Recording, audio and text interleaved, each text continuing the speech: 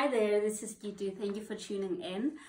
So today I'm talking about my top 10 things that I needed to change or things that I'm still working on after being diagnosed with bipolar mood disorder. Okay, so let's get right into it. Number one, letting go of control. I'm a kind of person who likes to control every single thing. And it's impossible always to control everything. So this process has really taught me, let go, just relax, take each day as it comes. And I had no control of having bipolar mood disorder. So yeah, letting that one go. Number two, patience. Oh my goodness. Okay, so some people may say that I am a very impatient person, some people. So I've really had to learn to be patient, especially with myself. So I think a lot of the times I work very well under pressure, and I love that. I actually enjoy it. But I've learned that I can't do that now, that I have bipolar, mainly because of this medication involved and because I'm still recovering from an episode. So I tried to, work as hard as I used to, but I couldn't. So I would end up just being tired at the end of the day because I pushed myself too hard. So I've had to learn to really pace myself, whether this is at work or within my personal life. So pacing myself has really, really helped me. So yeah, and the other thing about patience is patience with the process of healing and medication. So it took a while for my medication to really work. We played around with different combinations, but to get to where I am today, it took a few months. For some people it may take years, but it took a couple of months. So yeah, be patient with the process. Medication does not work immediately, unfortunately. I wish it did, but it doesn't. Number three, feelings, emotions. Okay, learning the appropriate way of dealing with feelings and emotions. Oh my goodness, I have not spoken about how I feel this much in my life, but it was necessary.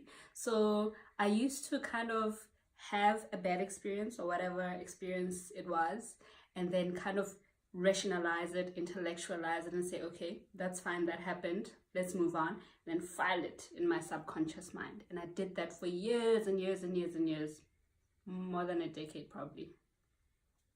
And all those files in my subconscious mind came one day and just exploded.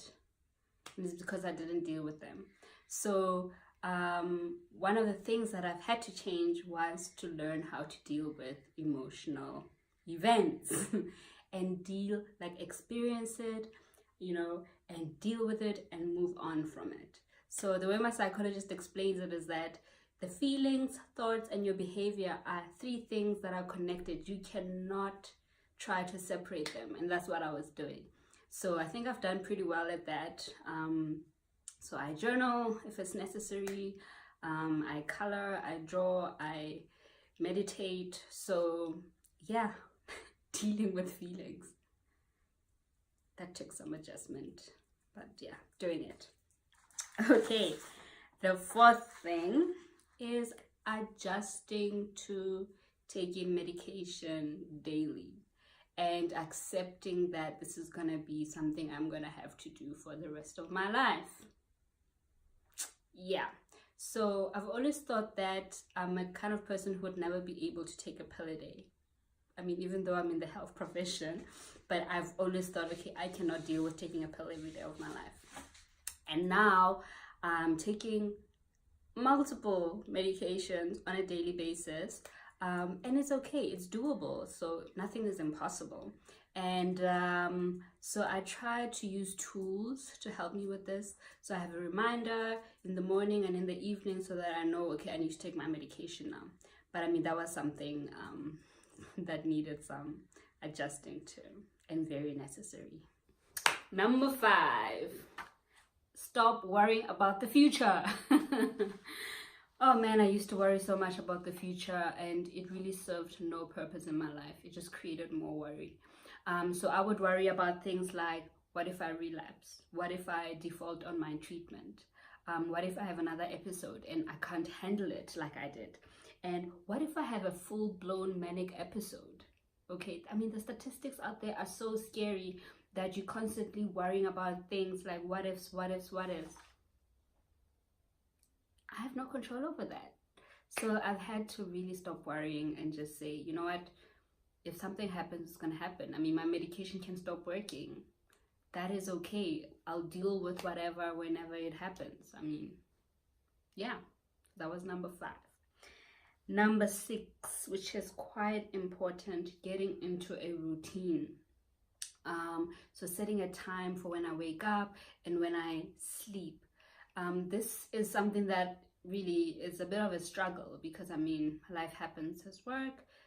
In my work, I travel, so maybe that disrupts my routine. There's school studies, so that may disrupt my routine. So there's so many other things. But I try to have a routine, which I'm really struggling with right now.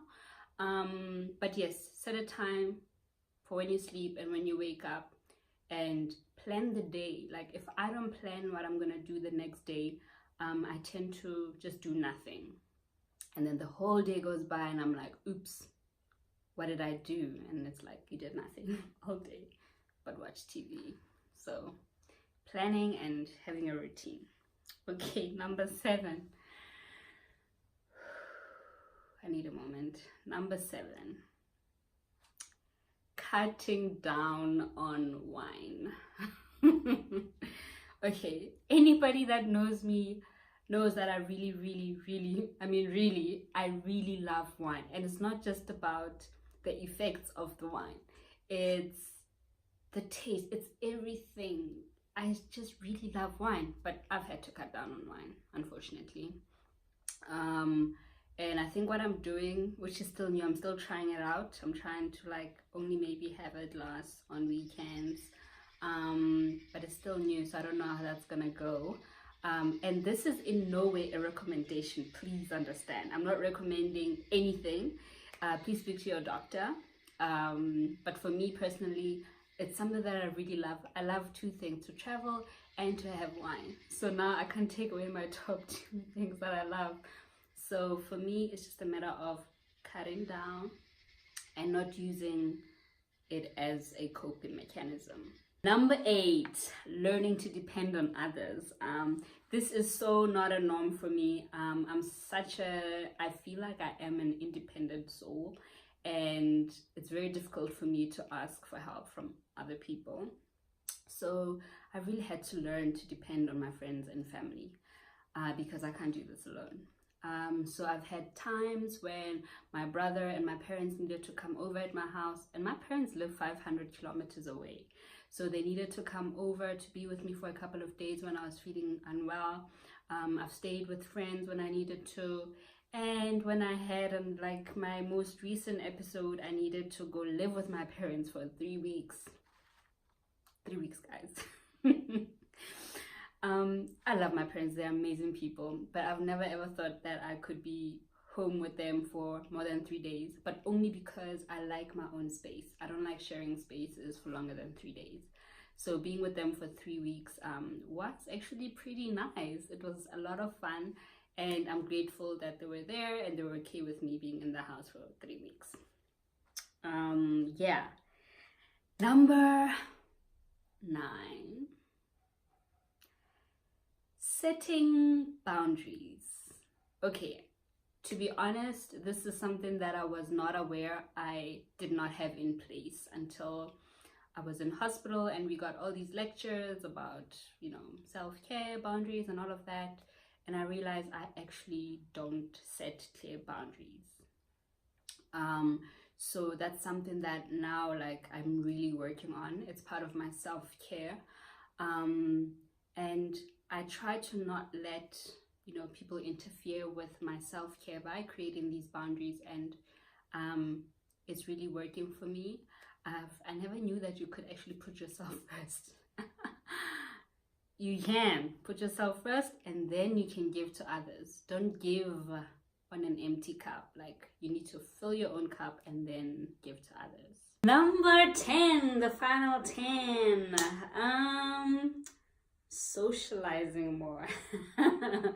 So I only put this here because so my psychiatrist thinks I isolate myself. He's got that impression that I isolate myself. He may have good reasons. So I'm trying to socialize more.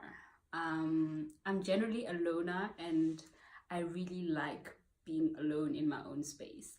But I think if you have if you're going through like depression or depressive episode, it's not the greatest of things to be alone.